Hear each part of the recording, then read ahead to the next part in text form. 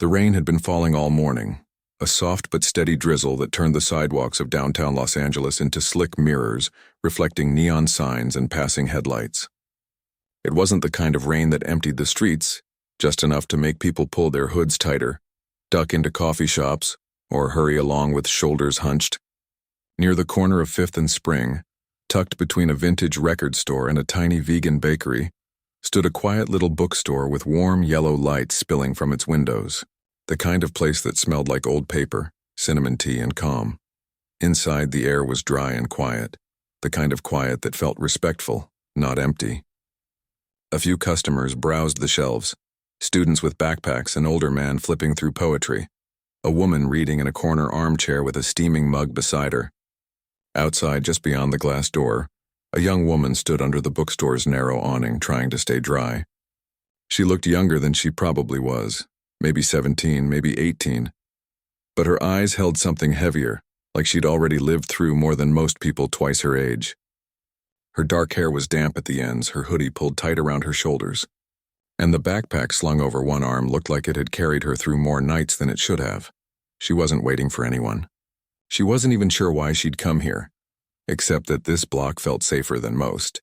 Less shouting, less chaos. She'd passed the bookstore before, noticed how people came and went without being rushed, how the owner sometimes left out free cookies for kids. Small things, but they mattered when you hadn't had many small kindnesses lately. She shifted her weight from one foot to the other, watching the street. Cars hissed over wet pavement. A delivery bike zipped past, its rider in a bright yellow jacket. Then down the block, a black SUV slowed and pulled to the curb. It wasn't flashy, just clean, quiet, unassuming. The back door opened and a man stepped out. Even from a distance, she recognized him. Not because he was dressed like a movie star, he wasn't. He wore dark jeans, a plain black jacket, and scuffed boots. No sunglasses, no entourage, no phone in his hand. Just a man stepping onto the sidewalk like anyone else. But there was something about the way he moved. Calm, deliberate, like he wasn't in a hurry to be anywhere but where he was. And then she saw his face clearly as he turned toward the bookstore, and her breath caught. It was him. The actor. The one she'd seen in interviews where he talked about losing people, about grief, about trying to be kind even when the world felt broken. She'd watched those clips late at night on her phone, back when she still had a place to charge it regularly. There was something real in his voice, something that didn't sound rehearsed or polished for cameras. It sounded like he meant it. Her heart started beating faster. She hadn't planned this, hadn't even thought it was possible. But now he was walking toward the bookstore, toward her, and something inside her shifted. Not hope exactly, more like a last thread of courage she didn't know she still had.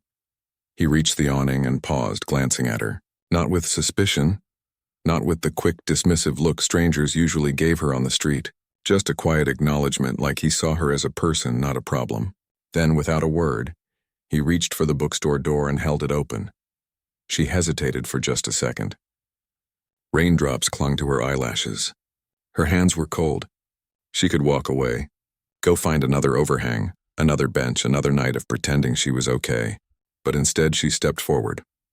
As she passed through the doorway, close enough to smell the faint scent of leather and rain on his jacket, she stopped, turned slightly, looked up at him, not with drama, not with expectation, just with a raw, quiet honesty that surprised even her, and she said 3 words. "I need help."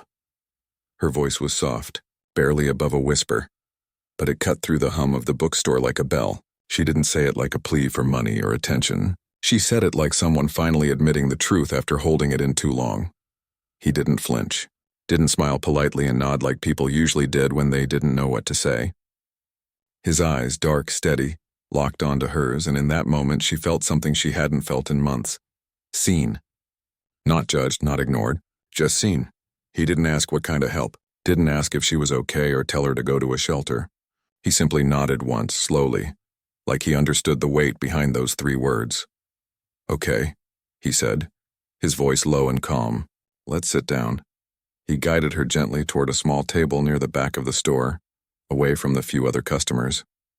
There were 2 mismatched chairs there, a small wooden table with a chipped corner, and a view of a bookshelf filled with dog-eared paperbacks. He pulled out a chair for her, then sat across from her, leaning forward slightly, elbows on his knees. "You're safe right now," he said, not as a question, as a statement. Like he was making it true just by saying it. She nodded, but her throat felt tight. She looked down at her hands, which were trembling slightly. She tried to hide them under the table, but he noticed. "Hey," he said softly. "Look at me." She did. His expression wasn't pitying. It was focused, present. "Are you hurt?" he asked. She shook her head. "No, not right now." "Do you have somewhere to stay tonight?" She bit her lip and looked away. That was answer enough. He didn't push, didn't ask for her life story right there. Instead, he reached into his jacket pocket and pulled out a phone. He tapped a few buttons, then held it to his ear. While he waited for someone to answer, he kept his eyes on her, like he was making sure she didn't disappear. When the call connected, he spoke quietly but clearly. "Yeah, it's me. I'm at the bookstore on 5th. There's a young woman here who needs support, immediate. Can you come? Bring Lena from Horizon Outreach if she's available." "Yeah. Now please." He ended the call and put the phone away. Then he turned back to her. "My team's on the way," he said. "They work with a group that helps young people in situations like this. Good people. They'll listen. They'll help you figure out what comes next." She didn't know what to say. She'd expected to be brushed off, maybe given a few dollars and a vague direction to a shelter. Not this. This calm certainty that help was coming, that she mattered enough for someone to stop their day and make a call. "Why?" She started, then stopped. The question felt too big. He gave a small shrug, like it was nothing. "Because you asked," he said simply. And because no one should have to say those words and be ignored. A silence settled between them, but it wasn't awkward. It was the kind of quiet that feels like breathing room. Outside, the rain kept falling. Inside, the bookstore played soft jazz from an old speaker near the counter. Somewhere a page turned. She took a slow breath. For the first time in weeks, she didn't feel like she was holding her breath. He didn't check his watch. Didn't glance at the door like he was waiting to leave. He just stayed there, present, giving her space but not leaving her alone. And in that moment, those 3 words, "I need help," didn't feel like weakness. They felt like the beginning of something else. Something like trust. The minutes stretched, but not in the heavy, anxious way time usually did when she was waiting for something uncertain. This waiting felt different, like someone had finally thrown her a rope. And even though she hadn't climbed it yet, just knowing it was there made her shoulders drop a little. She kept her eyes on the steam curling from the cup of tea he'd quietly asked the bookstore owner for. The woman behind the counter hadn't asked questions, just nodded, made a fresh pot, and brought over 2 mugs with a small plate of shortbread cookies. No fanfare, no staring, just kindness, simple and unspoken. He sat across from her, not filling the silence with chatter. He didn't pull out his phone or glance around like he was bored. He just sat calm and steady like a rock in a stream. Every so often he'd look up, meet her eyes, and give the tiniest nod, just enough to say, "I'm still here." "You're not alone." She wanted to say something, thank you maybe, or explain why she'd chosen him of all people, but the words tangled in her throat. It wasn't just that she was tired. It was that she'd learned the hard way that talking too much could backfire. That people who seemed kind at first might change their minds once they knew the full story. So she stayed quiet, sipping the warm tea, letting the heat seep into her fingers. Then, the bell above the bookstore door jingled. A woman walked in, mid-30s, wearing a practical raincoat and carrying a tote bag that looked like it held files, a water bottle, and maybe a granola bar or 2. Her hair was pulled back in a loose ponytail, and she moved with purpose but without rush. She scanned the room, spotted them, and walked over. He stood up as she approached. "Thanks for coming so fast," he said, his voice low. "No problem," the woman replied, her tone warm but professional. She turned to the girl and offered a small, genuine smile. "Hi, I'm Lena. I work with a local outreach team that supports young people who are going through tough times. Your friend here said you could use someone to talk to." The girl didn't correct her. "He's not my friend." Because in that moment, it didn't feel wrong. He'd acted like one. Lena didn't sit right away. Instead, she crouched slightly so she wasn't towering over the table. "I'm not here to ask for your whole story right now," she said gently. "Just to see how you're doing and what you might need tonight. Safe place to sleep? Food? Someone to listen? All of the above?" The girl nodded slowly. All of it, she whispered. Lena's expression didn't change, no shock, no pity. Just understanding. Okay, we've got options. There's a shelter downtown that's youth-focused, clean, and staffed 24/7. They've got counselors, meals, even help with school or job stuff if you want it. No pressure. You can just rest tonight if that's all you need. The girl looked at him, unsure. Is it safe? It is, he said quietly. I've visited it before. The people who run it care, she blinked. She hadn't expected that. Celebrities didn't usually visit shelters. They donated money and posted about it online. But this felt different, like he actually knew the place, knew the people. Lena added, and if for any reason you don't feel comfortable there, we've got other spots. We won't push you anywhere you don't want to go. That was the thing that finally loosened something inside her. It wasn't just that help was being offered. It was that she still had a choice.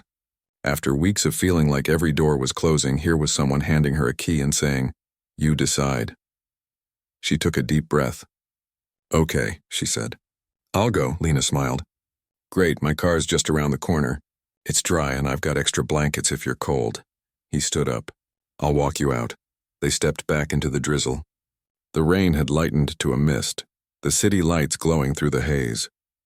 Lena's car was a modest sedan, nothing flashy, parked legally at a meter. She opened the back door and reached in to pull out a folded fleece blanket. Here, she said, handing it to the girl. Warmth helps the mind settle too. The girl wrapped it around her shoulders. It smelled like laundry detergent and faintly of coffee. Normal, everyday smells that suddenly felt like home. He stood by the open door for a moment, not saying much. Then he reached into his jacket and pulled out a small, plain notebook, just a few pages left, and a pen. He scribbled something quickly, tore out the page and handed it to her.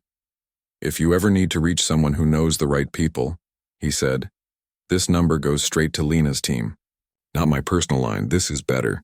They'll answer day or night. She took the paper. It wasn't a phone number with his name on it, just a line of digits and the words, Horizon Outreach 24/7 support. No promises of fame or friendship. Just a lifeline offered without expectation. Thank you, she said, her voice stronger now. He nodded. Take care of yourself. Lena gave him a look, grateful, respectful, and then got into the driver's seat. As the car pulled away from the curb, the girl turned in her seat and looked back through the rear window. He was still standing there on the sidewalk, hands in his pockets, watching them go. Not waving, not posing, just making sure they drove off safely. Inside the car, the heater hummed softly. Raindrops slid down the windows like slow tears. You did a brave thing back there, Lena said after a while, her eyes on the road. Asking for help takes more courage than most people realize. The girl didn't answer right away. She stared at the crumpled note in her hand, then smoothed it out on her knee. Why did he stop? She finally asked. Most people.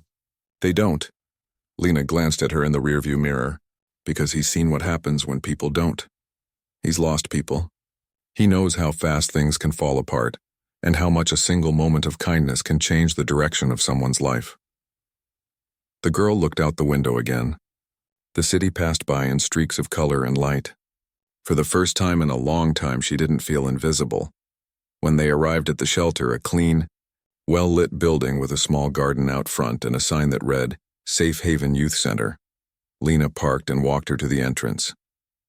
A staff member greeted them with a clipboard and a warm smile. No judgment. No long forms right away. Just a, hey, welcome. Let's get you settled. They showed her to a private room, small but clean, with a bed, a desk, a closet, and a window that looked out onto a courtyard with a few potted plants. There was a bathroom down the hall, shared but spotless. On the bed was a fresh towel, a toothbrush in a sealed package, and a note that said, Rest. We'll talk in the morning if you want. Lena stayed just long enough to make sure she was comfortable. I'll check in tomorrow, she said. But if you need anything tonight, press the button by the door. Someone will come right away. After Lena left, the girl stood in the middle of the room for a long moment. Then she sat on the edge of the bed. It was firm, but it held her. She ran her hand over the blanket. Real cotton, not scratchy or thin. She took off her damp hoodie and folded it neatly on the chair. She brushed her teeth with the new toothbrush. The mint taste sharp and clean in her mouth. And then, for the first time in weeks, she lay down in a real bed under real sheets. in a room where no one would hurt her, yell at her, or tell her she didn't belong. She didn't cry. Not yet. But something inside her unclenched, like a fist she'd been holding tight for so long she'd forgotten it could open. Outside, the city kept moving. But in that quiet room, wrapped in warmth and safety, she finally let herself breathe, and as she drifted toward sleep, those 3 words echoed in her mind not as a cry of despair, but as the first honest thing she'd said in a long time. I need help. And someone had listened. The morning light came in soft through the thin curtains, pale gold and quiet. She woke slowly, not to the sound of shouting or the jolt of someone shaking her awake, but to the distant hum of a coffee machine and the gentle clink of dishes from somewhere down the hall. For a few seconds, she just lay there, blinking at the ceiling, half convinced it had all been a dream. The bookstore, the rain, the calm voice saying, "Okay, let's sit down." But then she felt the clean sheets under her fingers, smelled the faint lavender scent of the laundry soap, and knew it was real. She sat up carefully, like she might break the moment if she moved too fast. The room was exactly as she'd left it the night before, small, simple, safe. On the desk sat a fresh bottle of water and a small basket with fruit, an apple, a banana, a granola bar. A note beside it read, "Breakfast is served in the common room from 7 to 9. Come when you're ready." She took a shower first. The water was hot and steady, and she stood under it longer than she needed to, letting the steam fill her lungs, washing away the grime of weeks spent on sidewalks and bus benches. She used the soap they'd left out, unscented, gentle, and for the first time in a while, she didn't feel like she was hiding. She felt like she could just be. When she walked into the common room, it was warm and bright, with mismatched couches, a bookshelf full of paperbacks, and a long table where a few other young people sat eating oatmeal or toast. No one stared. No one whispered. One guy nodded at her as she passed. A woman near the coffee pot smiled and said, "Milk's on the counter if you want it." She poured herself a cup, added a splash of milk, and sat at the far end of the table. Her hands still shook a little, but less than before. A few minutes later, Lena walked in, holding a travel mug and wearing the same calm expression as the night before. She didn't sit right away, just poured herself more coffee and leaned against the counter, giving the girl space. After a while, she brought her mug over and sat across from her. "Sleep okay?" Lena asked, stirring her coffee. "Yeah," the girl said, surprised by how true it felt. "Better than I have in a long time." Lena nodded. "Good. That's step 1. They sat in silence for a bit, sipping coffee, watching the morning unfold. Outside, birds chirped in the courtyard. Someone laughed down the hall. Then Lena said gently, "Whenever you're ready, I'd like to hear your story. Not because I need to fix it, just because you deserve to be heard." The girl looked down at her hands. She'd told pieces of it before, to caseworkers, to strangers in shelters, to people who nodded but didn't really listen. But this felt different. Maybe because she wasn't being forced to talk. Maybe because last night someone had stopped just because she'd asked. She took a breath. "I was in a group home," she began, her voice quiet but steady. "Not the worst one, but not good either. The staff, they didn't hit us or anything, but they acted like we were a burden, like we were broken and they were stuck with us. If you cried, they'd say, 'Save it for someone who cares.' If you asked for help with school, they'd say, 'You're not college material anyway.'" She paused, stirring her coffee even though it didn't need it. "One night, I saw one of the newer kids get shoved into a closet for talking back. He was only 12. I tried to say something and the supervisor told me to mind my own business or I'd be next. That's when I knew I couldn't stay." She looked up. Lena was listening, really listening, not writing anything down, not interrupting. "So I left," she continued. "Took what I could carry. Slept on benches in 24-hour laundromats, once in the back of an unlocked church van. I tried calling the hotline they give you when you age out, but it was always busy or they said there were no beds. I started thinking, maybe no one actually wants to help. Maybe I'm just supposed to disappear." Her voice cracked a little, but she kept going. "Then I saw that interview with him, the one where he talked about his sister, and how people kept telling him to move on, but grief doesn't work like that. He said something like, "How kindness isn't complicated. You just have to choose it." And I believed him. I don't know why, I just did. She looked out the window. "So when I saw him yesterday, I figured, what's the worst that could happen? He ignores me. But if there was even a 1% chance he'd actually stop, I had to try. Lena was quiet for a moment. Then she said, "You didn't just get lucky. You recognized kindness when you saw it, and you had the courage to reach for it." "That's not nothing," the girl swallowed. I didn't want to be invisible anymore." "You're not," Lena said firmly, "and you won't be here." Over the next few days, things began to shift, not in big dramatic ways, but in small, steady steps. She met with a counselor who helped her process what she'd been through without pushing her to get over it. She enrolled in a GED prep class that met 3 times a week in a nearby community center. She started eating regular meals, sleeping through the night, even laughing once when someone told a dumb joke during dinner. Lena checked in every other day, not as a caseworker but as someone who genuinely cared. She helped her apply for emergency housing assistance, connected her with a legal advocate to sort out her paperwork, and even found her a part-time job shelving books at a library, just a few hours a week, enough to start building something of her own.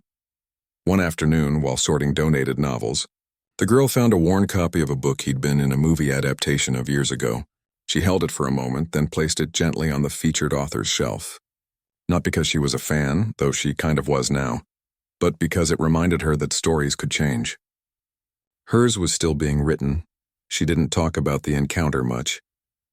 Not because she was ashamed, but because it felt too precious to turn into gossip or a spectacle. When other residents asked how she'd ended up here, she just said, "Someone helped me when I asked." That was enough. Weeks passed. The rain gave way to sun. She started keeping a journal, not about the past, but about what she wanted next. A place of her own. A diploma. Maybe, someday. Helping other kids who felt as lost as she had. And then, one quiet Tuesday, a plain envelope arrived at the shelter's front desk with no return address. Inside was a handwritten note on simple stationery. "You mattered enough to speak up. Never forget that. Keep going. No signature.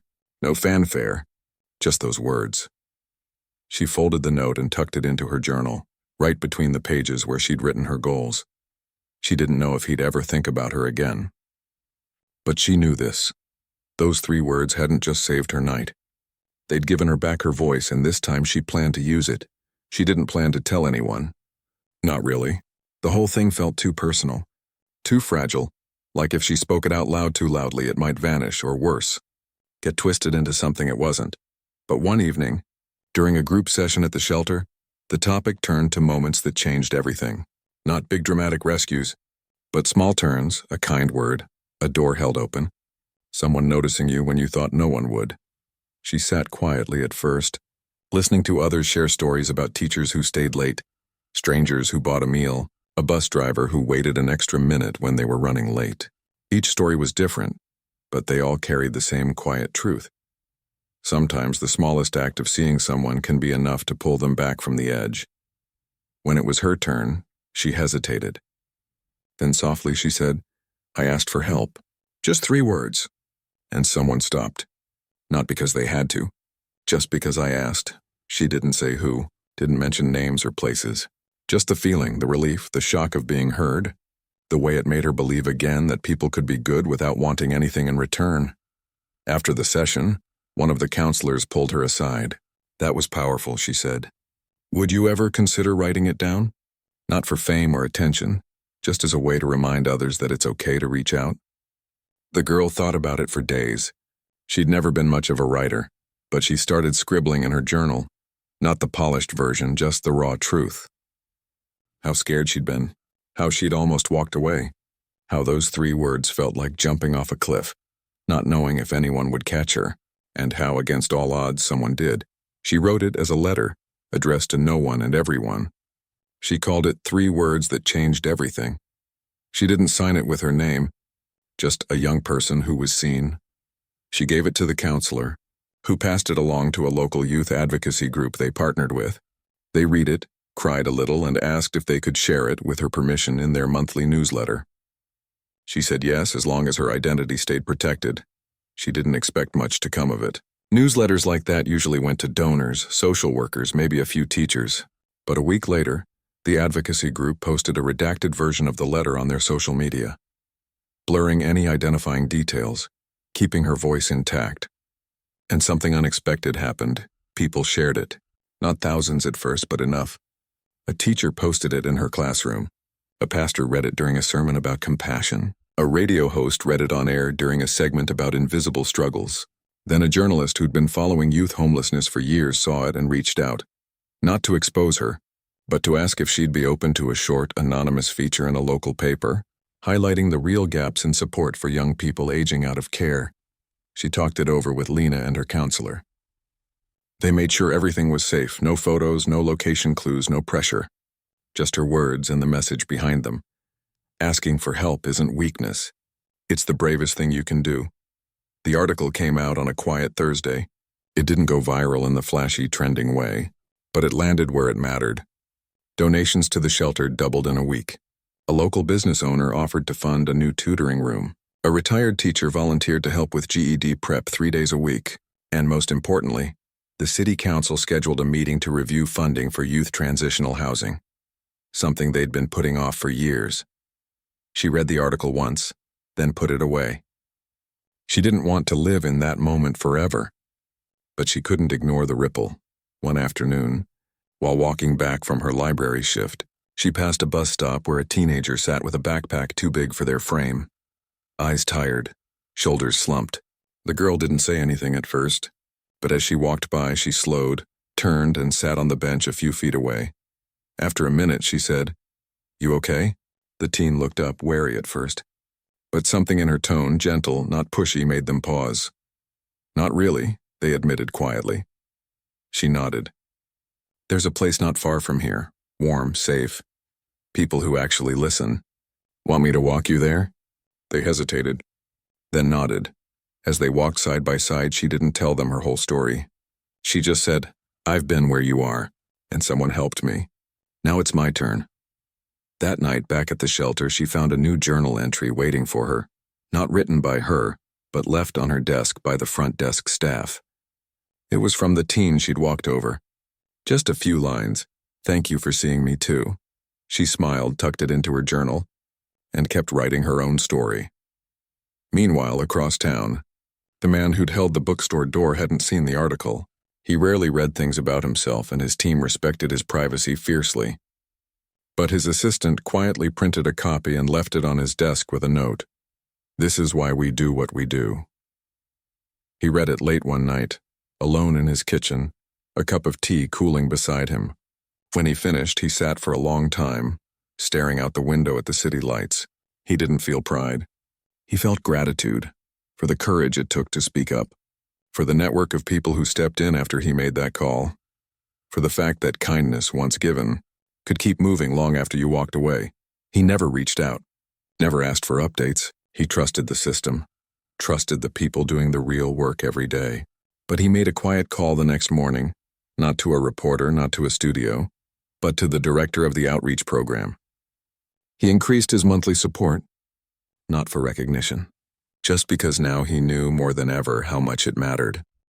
Back at the shelter, life went on. New faces came and went. Some stayed a night. Some stayed weeks. The girl kept working her shifts, studying for her GED, helping where she could. She started a small peer support circle, just a few chairs in the common room, a box of tea and space for people to say, "I'm not okay," without shame. One day, a volunteer brought in a box of donated books. Among them was a brand new copy of a novel he'd once said was his favorite in an old interview. Tucked inside the front cover was a note handwritten on plain paper. "Keep telling your story. It matters, no signature, no fanfare." Just like before, she held the book for a long time, then placed it on the shelf in the common room, right at eye level, where anyone could find it. Because that was the thing she was learning. Help wasn't a single moment. It was a chain. One person reaches out, another catches them, then they reach back.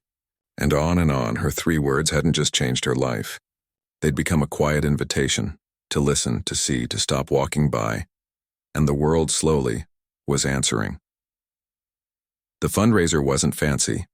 No red carpet, no flashing cameras, no velvet ropes. Just a community center gymnasium with folding tables, string lights hung from the basketball hoops, and a long table at the back stacked with trays of donated food. Lasagna, garlic bread, fruit salad, and chocolate chip cookies baked by volunteers. A local band played acoustic covers in the corner, soft enough that people could talk without shouting. It was the kind of event that thrived on heart, not hype. He arrived early before most guests, wearing a plain gray sweater and dark jeans, carrying a box of paper plates and napkins he'd picked up on the way. The organizers knew he was coming. They'd invited him quietly months ago after learning how long he'd been supporting their work behind the scenes, but they hadn't told anyone else. He liked it that way, no fuss. Just show up, help out, be part of the room like anyone else. He spent the first hour in the kitchen helping set up the serving line. He chopped vegetables for the salad, filled water pitchers, and stacked plastic cups with the same focus he'd give to any task. A few staff members recognized him but didn't make a scene. They'd learned over the years that his kindness wasn't performative. It was just who he was. So they nodded, smiled, and kept working alongside him like it was the most normal thing in the world. Outside, the sun was setting, painting the sky in soft oranges and purples. Cars pulled into the parking lot. Families walked in holding kids' hands. Teenagers in hoodies lingered near the entrance, unsure if they belonged. But the volunteers greeted everyone the same, with warmth, with open arms, with no questions asked. He stepped out of the kitchen to help direct people to tables. He wasn't serving yet, just standing near the food line, making sure trays stayed full and napkins didn't run out. He chatted with an older woman about her garden, helped a little boy reach a cookie, and listened. Really listened. As a young man talked about his first week in a job training program. Then he saw her. She was standing near the dessert table, not eating, just watching the room. Her hair was longer now, pulled back in a neat braid. She wore a simple blouse and dark pants, and she carried herself differently, shoulders back, eyes clear, not scanning for exits like she used to. She looked like someone who'd found solid ground and was learning to stand on it. She hadn't come to see him.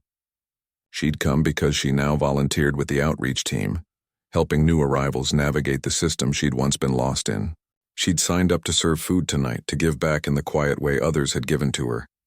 But when her eyes met his across the room, time seemed to slow. She didn't rush over. Didn't wave or call out. She just walked toward him, calm and steady, like she had all the time in the world. He stayed where he was, wiping his hands on a towel, watching her come. When she reached him, she didn't say much. No grand speech, no tears, no dramatic thanks. She just looked at him for a long moment, her expression full of something words couldn't quite hold. Gratitude, yes, but also strength, peace, the quiet pride of someone who'd fought their way back. Then she reached into her pocket and pulled out a small card, handmade from thick paper, edges slightly uneven like it had been cut by hand. On the front was a simple drawing of a door left ajar, with light spilling out. Inside, in careful handwriting, it read, "Thank you for seeing me." She held it out to him. He took it gently, like it was something precious, which it was. He didn't read it right away, just held it in his palm, feeling the weight of those few words. "You're doing good work," he said softly. She nodded, trying to. "You don't have to try so hard," he said, a small smile touching his eyes. "You already are." She smiled back, real, warm, unguarded. Then she glanced toward the serving line. "I should get back. They need help with the coffee." "Go ahead," he said. She turned to leave, then paused. Without looking back, she said those 3 words. They weren't just for me that day. He didn't answer. He didn't need to. They both knew what she meant. As she walked away, he tucked the card into the inside pocket of his sweater, right over his heart. Then he went back to work, refilling the water pitchers, stacking more plates, making sure everyone had what they needed. Later, as the event wound down and volunteers began cleaning up, he stayed to help carry tables back into the storage room. The band packed up their instruments. Kids ran around with leftover cookies. The room, once full of noise and movement, settled into a comfortable quiet. He was folding chairs when she passed by again, this time carrying a bin of utensils to the kitchen. Their eyes met once more, and this time she gave a small, knowing nod like a silent promise that she'd keep showing up, keep helping, keep living the life that had almost slipped through her fingers. He nodded back. No one took photos. No one recorded the moment. It wasn't about that. It was about 2 people who understood that real change doesn't happen on stages or in headlines. It happens in bookstores on rainy afternoons, in shelter rooms at dawn, in community centers on ordinary evenings, one quiet act of courage and kindness at a time. Weeks later, the outreach program launched a new initiative called 3 Words, a peer-led support group where young people could safely say, "I need help," and know they'd be met with care, not judgment. The girl helped design it. She didn't lead every session, but she was there when someone needed to hear, "I've been there too." She never told the full story publicly. But sometimes, when a new face looked especially lost, she'd sit beside them and say, "It starts with 3 words. That's all. Just say them. The rest will follow." And slowly, more voices began to speak up. Back in his own life, he kept doing what he'd always done, working, creating, giving quietly where he could. He never mentioned the encounter, never used it as a story to tell. But sometimes on hard days, he'd pull out that little handmade card and read it again, not because he needed reminding that he'd done something good, but because it reminded him that hope was still alive, even in the quietest corners. Years later, long after the fundraiser, long after the news cycle had moved on, someone asked him in an interview what he believed was the most powerful thing a person could do. He thought for a moment, then said, "Listen, really listen.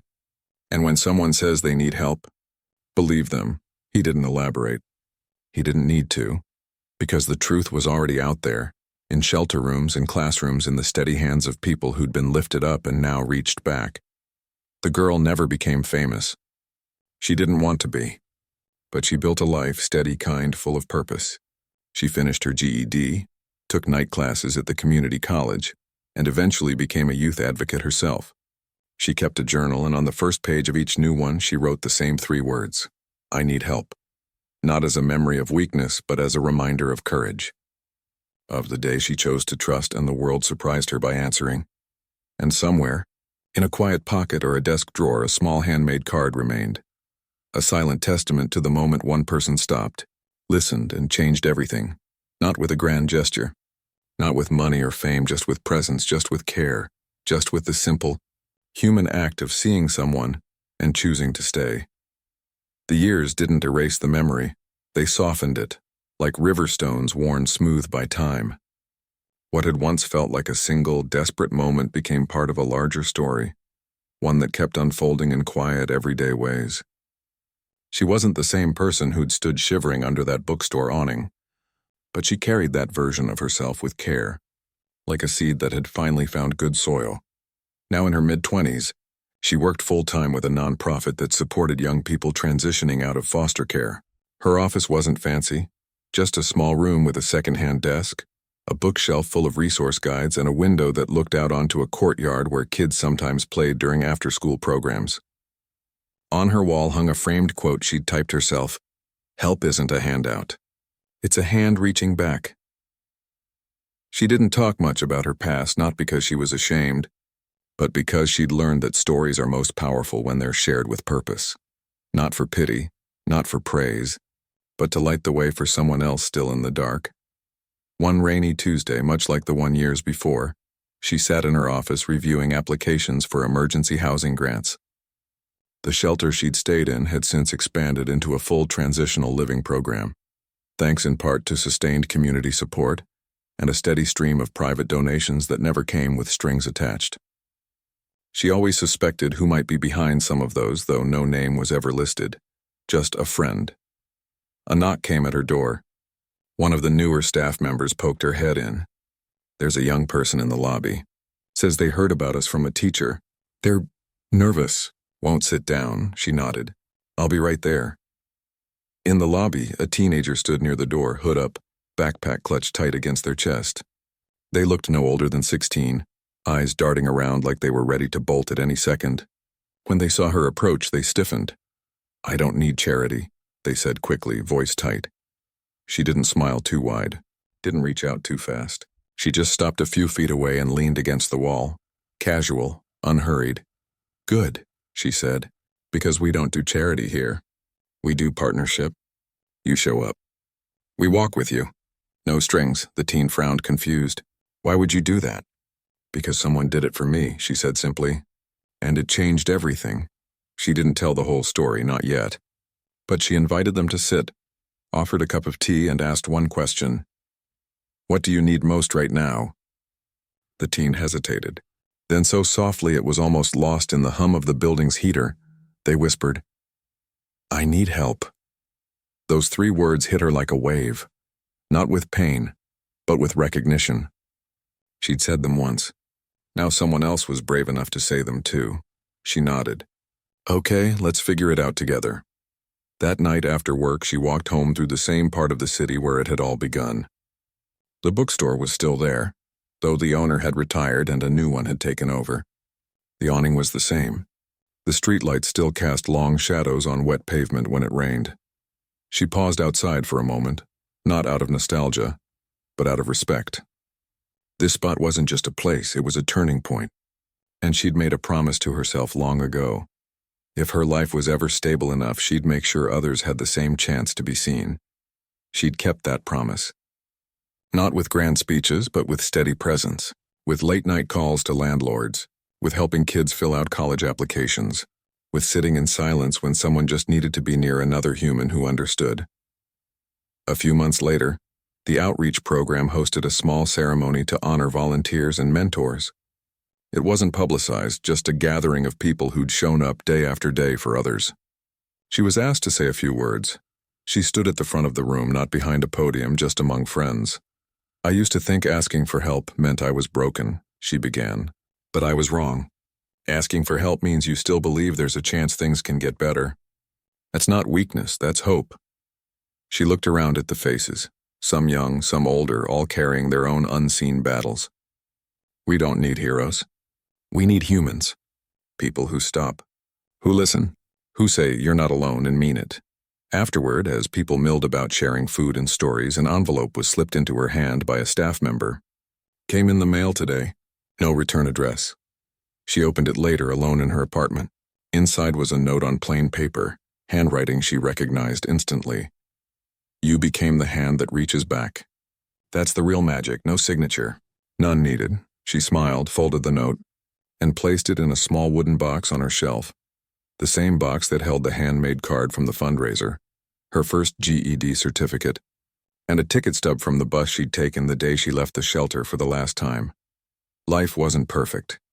Some days were still hard, but she'd built something real, a life rooted in compassion, not survival. And sometimes when she passed a stranger on the street who looked lost or tired, she'd slow her step. Not to intrude, just to be present. Because you never knew when 3 words might be waiting to change everything. One evening, while walking through the park near her apartment, she saw a man sitting on a bench, feeding pigeons. He looked familiar, not famous, just known. She didn't approach. She didn't need to. But as she passed, he glanced up, and for a split second their eyes met. He gave a small, quiet nod, just like he had all those years ago. She nodded back. No words. No fanfare. Just 2 people who understood that kindness doesn't end. It echoes. Later that week, she received an email from a school counselor in another city. A student had written an essay about resilience, quoting a line from an anonymous letter they'd read online. Asking for help isn't the end of your story. It's the beginning of a new chapter. The counselor wanted to know if they could use it in their classroom. She replied, yes, and tell your student they're already writing something brave. That night, she sat on her balcony watching the city lights flicker on one by one. The rain had stopped. The air smelled clean. She thought about all the people who'd helped her. Lena, the bookstore owner, the shelter staff, the quiet donor who never asked for thanks, and the man who'd simply stopped when no one else did. She hadn't set out to change the world. She'd just tried to live in a way that honored the chance she'd been given, and in doing so, she'd become part of something bigger. A chain of care that stretched far beyond one rainy afternoon, one bookstore, one whispered plea. Because the truth was, no one is ever truly alone if someone is willing to listen, and somewhere right now, another person is gathering the courage to say those 3 words. May they be met with open hands. May they be seen. May they too find their way home.